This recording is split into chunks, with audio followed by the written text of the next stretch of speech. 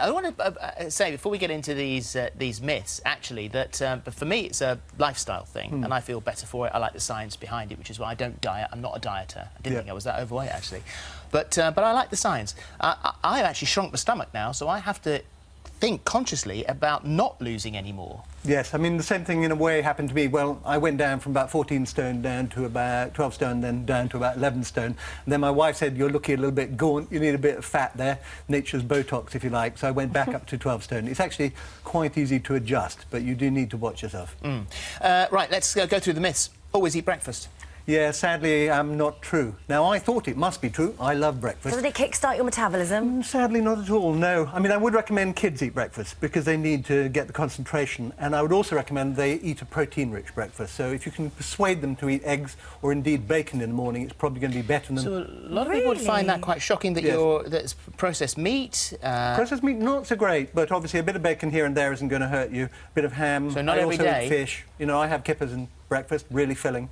And things like that. And there's a lot of good evidence that a protein for breakfast will keep you fuller for much longer. Doesn't matter how many eggs you eat in a week? 2 scrambled, doesn't matter, not at all. One of those great myths, the eggs raise your cholesterol, terrible, terrible idea, turned out to be completely untrue. Really? And it still persists. Lots of these myths still persist. We're lied to so much. Well, people base it on the knowledge they have at the time, and then the knowledge moves on, and the trouble is... we don't catch up. People don't catch up, and even the doctors don't catch up. OK, water. 2 litres of water a day can help with weight loss.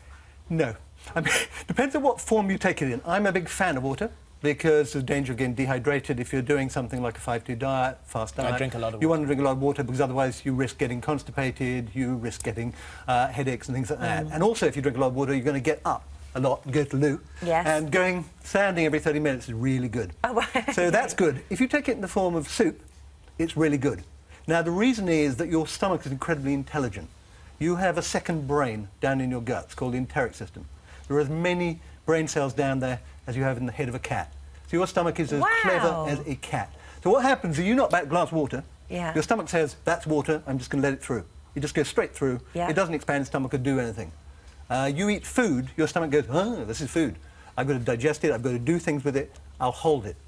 But if you take that same food and you mix it up and it becomes soup, then your stomach goes, ah, this is food. I'm going to hold on to it. So if you eat exactly the same amount, but it's in the form of soup, rather than simply as the dry ingredients, soup is the perfect you food. will stay fuller for about 2 hours longer. Gosh, that's fantastic. All right. Crash diets are less successful than steady weight loss diets. Yeah, this is one I wish wasn't true, but it turns out it probably, you know, is false. Because I'm not a fan of crash diets, because I think the danger is that, particularly if you do something, and we might come to that, juicing, you don't have protein. Now, your body badly needs protein.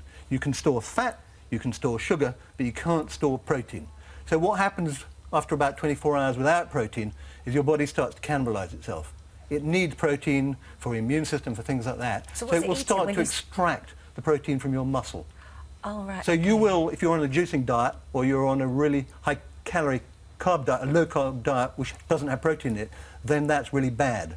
But there is actually a really interesting study going on in Newcastle at the moment where they have got people to do 600 calories a day for several weeks.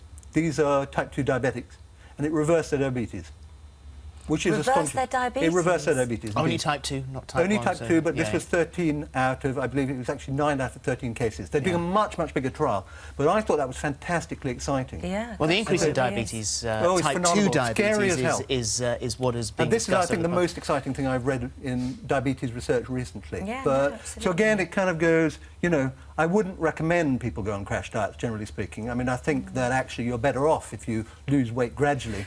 There's no lie that we are, as a nation, we are sort of getting fatter, aren't we? We're more accepting to sort of seeing fat people walking around. It just, the clothes sizes seem to be getting bigger. Indeed, we sit around 12 to 13 hours a day on average. Yeah. The chair is a killer. That's why we all have to get up. I know, I sit on a sofa for a living.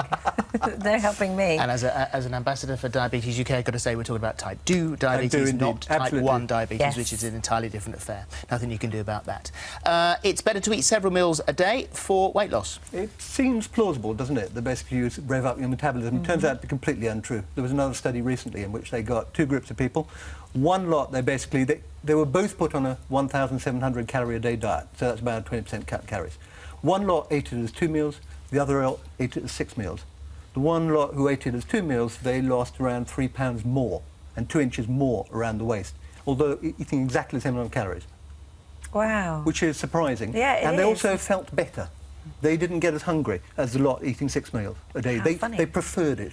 How funny. And that's kind of the pattern I do quite often. I have breakfast, I have dinner, I skip lunch. Yeah, and I just that's kind of what drink, I do. I drink lots of black tea. Black tea is good. Water isn't going to fill you up, but black tea seems to fool your stomach into thinking you've had a kind of nice meal. Not so clever, that brain down there. It's only a cat. It's only a cat. Right, very low calorie eating slows down your metabolism very short term. Yeah, no, that's another great myth. I mean, when I first wrote about intermittent fasting, that's what people started to say, oh, it's terrible because you stop eating or you cut your calories down to 500. Actually, what they did is they took 11 people, they put them in a metabolic chamber, they made them not eat anything for 4 days, and their metabolic rate went up. It went up by 14%. But actually, if you think of it from an evolutionary perspective, that makes sense, because we're descended hunter-gatherers. Hunter-gatherer is you're in your cave, there isn't any food. If your metabolic rate went down, then you'd just lie on the floor and wait for the pizza. Pizza would never come, you'd go extinct.